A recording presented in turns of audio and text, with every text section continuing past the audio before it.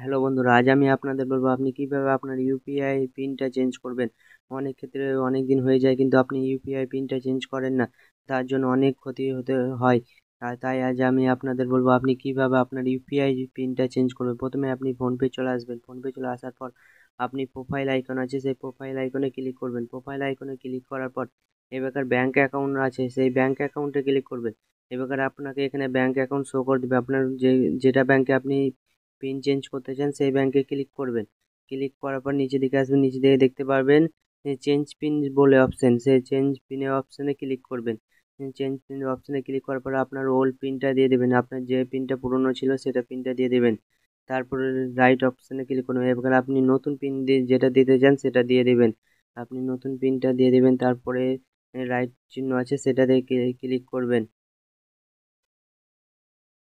তারপর আবার সেই পিনটা চাইবে, আবার সেই পিনটা দিয়ে দেবেন। এবার আপনাকে একটু লোডিং নেবে, লোডিং নেওয়ার পর আপনার পিন সাকসেসফুলভাবে ইউপিআই পিন চেঞ্জ হয়ে যাবে। এইভাবে খুব সহজে আপনি 1 মিনিটের মধ্যে আপনি পিন চেঞ্জ করতে পারবেন আপনার ইউপিআই এর।